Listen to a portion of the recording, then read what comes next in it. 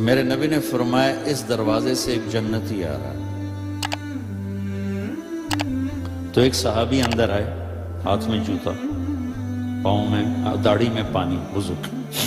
اگلے دن آیا، اس دروازے سے ایک جنتی آ رہا ہے، وہی آدمی انٹر ہوئے. اگلے دن آیا، اس دروازے سے جنتی آ رہا ہے، وہی آدمی 3 دن مسلسل. اس محفل میں ایک شخص ہیں جن کا نام ہے عبداللہ بن عمرو بن عاص. یہ صحابہ میں، جہاں تک میں نے صحابہ کی سیرت پڑھی ہے، سب سے زیادہ عبادت والے شخص. ان کے لیول کا ایک آدمی نہیں. ساری رات نفل، سارا دن روزہ، اور دن رات میں ایک ختم قرآن. یہ ان کا عام معمول تھا. شادی والی رات، شادی کی رات، شادی ہوئی، بیگم آئی، اتنے فرض نمازاں بھول جاندی ہیں 3 دن پہلے. صبح ابا نے پوچھا بیٹا رات کیسے گزری؟ کہا جی الحمدللہ نفلوں میں گزری. کتیرا ستیاناس، او میں تیری شادی نفلوں واسطے کی تھی. جا کے اللہ کے نبی کو شکایت لگائی. یہ اس مزاج کے نوجوان تھے.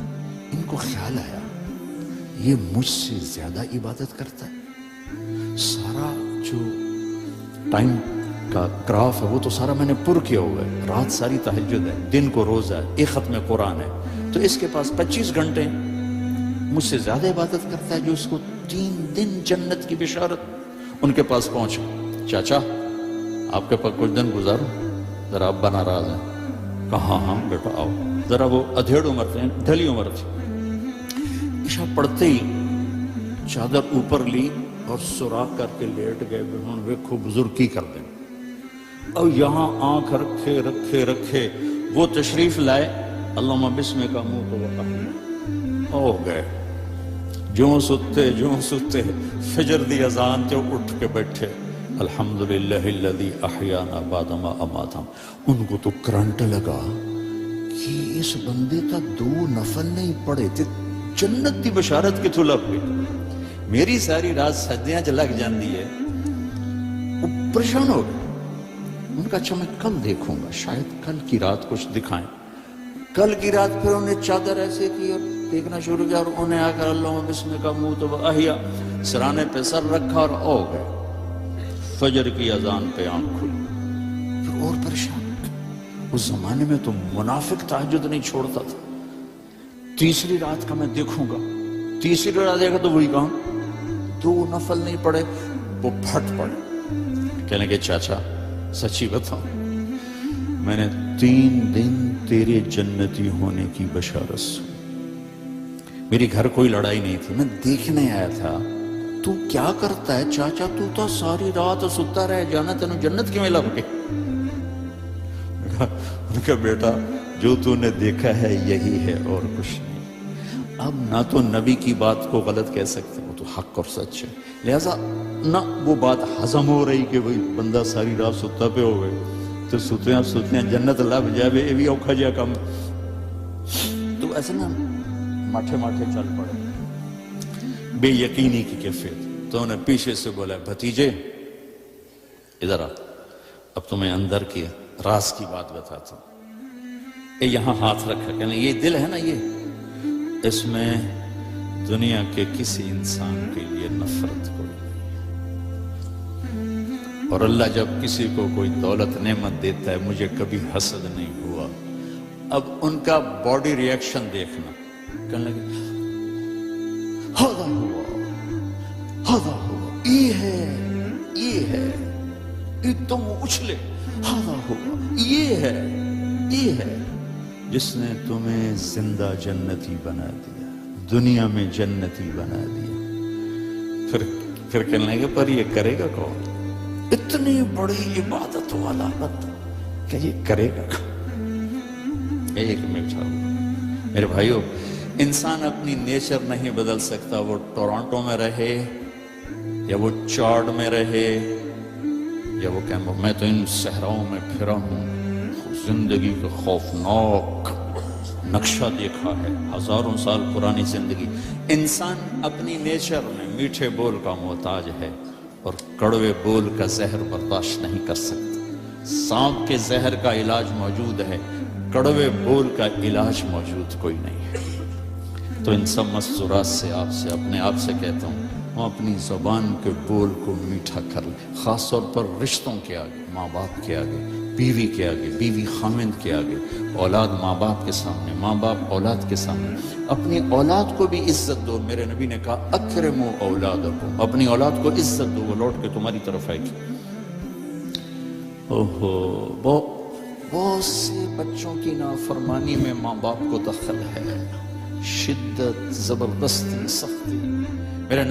میرے نبی اپنی بیٹی فاطمہ کو کیا عزت دیتے تھے؟ آپ تشریف فرما بیٹھے ہوئے، بس فاطمہ کمرے میں گھر میں تشریف لاتی، میں باپ ہوں، میں بیٹھا ہوں، بیٹھا رہنا چاہیے، لیکن آپ یوں کھڑے ہوتے، آپ کھڑے ہوتے، فاطمہ داخل ہوئی، آپ کھڑے ہوتے، وہیں نہیں کھڑے ہوتے، آگے بڑھتے تھے اور یوں چومتے تھے، بوسہ لیتے تھے، پھر ہاتھ پکڑے آ کر ان کو چارپائی پہ بٹھاتے تھے، اس کے بعد خود بیٹھتے تھے۔ یہ میرے نبی نے اولاد کو عزت دے کے دکھایا۔ ہم تو اولاد کو اپنی ملکیت سمجھ کے رگڑا دے دیتے ہیں، وہ باغی ہو جاتے ہیں۔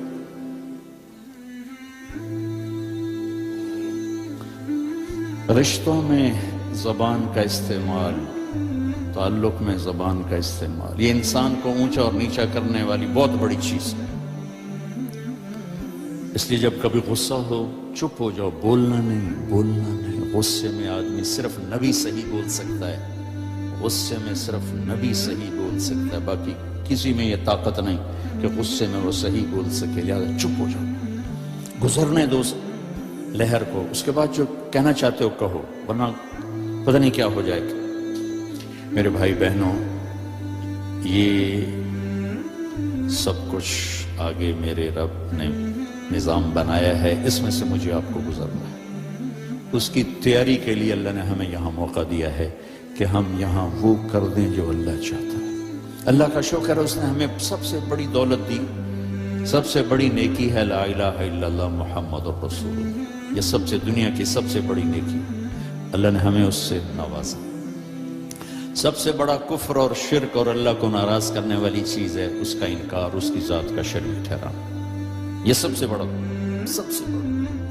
اس کی ذات کا انکار، اس کی ذات میں شریک کو ٹھہرانا۔ یہ سب ایک بدو آگے نا بیت اللہ کو پکڑ کر کہنے لگا یا اللہ لم نعصک فیما فی احب الاشیاء الیک، یا اللہ جو چیز تجھے سب سے پسند ہے نا، انا اطعناک فی احب الاشیاء الیک، جو چیز تجھے سب سے پسند ہے نا وہ ہم نے تیری مان لی، لا الہ الا اللہ محمد رسول اللہ۔ وَلَمْ نَعْسِكَ فِي أَبْغَضِ الْأَشْيَاءِ إِلَيْكَ، اور جو تجھے جس سے سب سے زیادہ نفرت ہے یا اللہ اس کو بھی ہم نے دور کر دیا، شرک اور کفر۔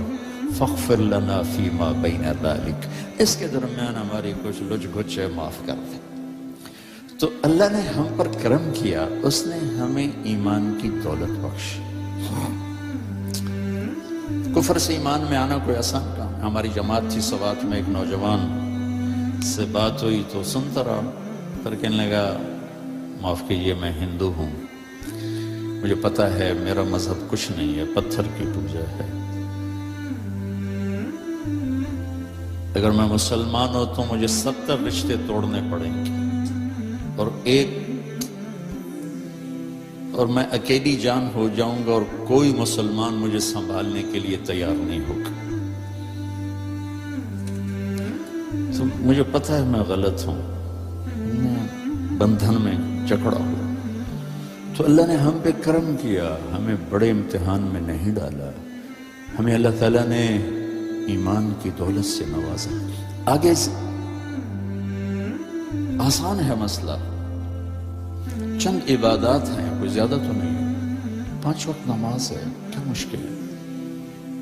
1 لوٹا پانی 10 منٹ چاہیے نماز کے لیے، روزہ سال کے بعد ہے، اس میں بیمار کو گنجائش ہے، مسافر کو گنجائش ہے۔ حج اور زکوٰۃ مالدار کے لیے، غریب کے لیے نہیں ہے۔